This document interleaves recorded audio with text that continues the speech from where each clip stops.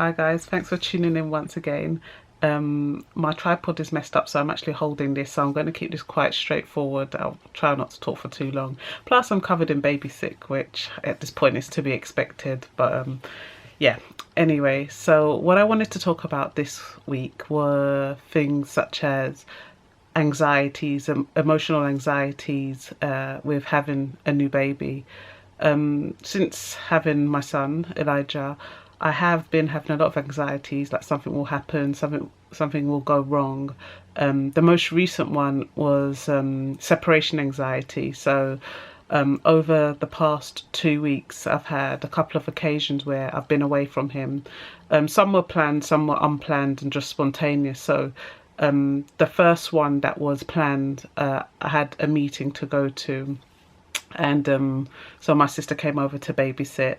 I was anxious, very anxious, but I knew that he was in good hands, but I just can't help worrying. So I was constantly worrying that, you know, something was going to happen, and I was asking her to text me. Also, my friend had come because I'd arranged to meet her and I'd forgotten. So yeah, they were both babysitting for about an hour and a half, and everything was okay. I was getting feedback, I was getting messages to, you know, and they were telling me that he was okay, and I was fine with that. The anxiety that I felt was social occasions, like social events, like with family and friends. So for example, I'm holding my child, somebody wants to hold the baby and takes him and walks out of the room.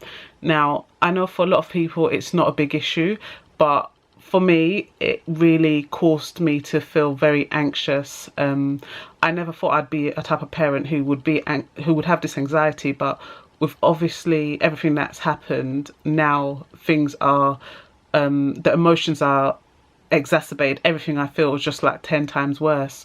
So I would say, you know, if you know somebody who's going through this, try not to take their child out of the room when they're in the room. I mean, I know some people think that, you know, they're doing you a favor, they're holding your baby, but for me, it's like as soon as he was taken and I could see he was leaving the room, I just wanted to jump up and get him. Like, I didn't really understand why you taking my child out of the room, especially if you're doing something, if you're occupied doing something. Why are you taking him? Why not give him to somebody else or give him to me? That it just didn't make sense. To be honest with you, if this was like a couple of years ago, I'd be like, oh, you know, it's not a problem. But I'm very anxious about things like this now. So it's just something to think about, and something that I'm trying to get over. But I know it's not going to be easy because I am a natural worrier, and I find that I'm worrying a lot now, and just can't win because I don't want to I don't want to shy away from social events and social occasions. I want to be there, but at the same time, I don't want to be feeling the way I felt. And I don't really want to have to follow somebody out of a room if they take my child out of a room now.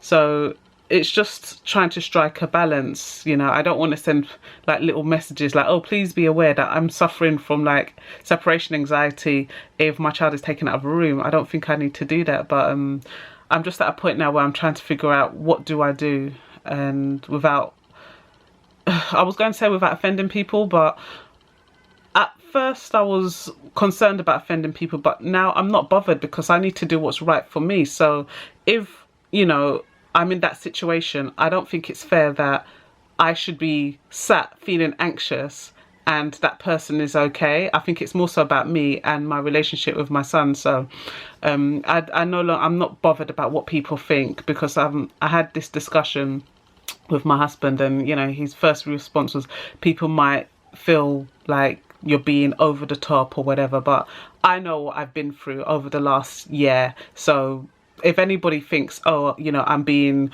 over the top, so let me not hold that child, or let me not approach that child, that is fine with me, you know. I'm fine with that. And you shouldn't feel, if you've lost a child, you shouldn't feel that you need to just sit and suffer in silence. I mean, it seems like I can see both sides of it. It seems like a minor thing, but at the same time, it's not a minor thing, and it's something that, for me, who I feel like I'm making progress, it was an issue and it still is an issue. So just something to think about. Yeah, apart from that, everything's fine. I'm getting my 8-9 hours sleep a night, so I can't complain. Only thing is my son refuses to sleep during the daytime, so I don't really get much things done. And yeah, but apart from that, I'm happy. So yeah, all right. I'll try to keep it short and sweet. Got to go now. I can hear the baby crying. Take care. Bye.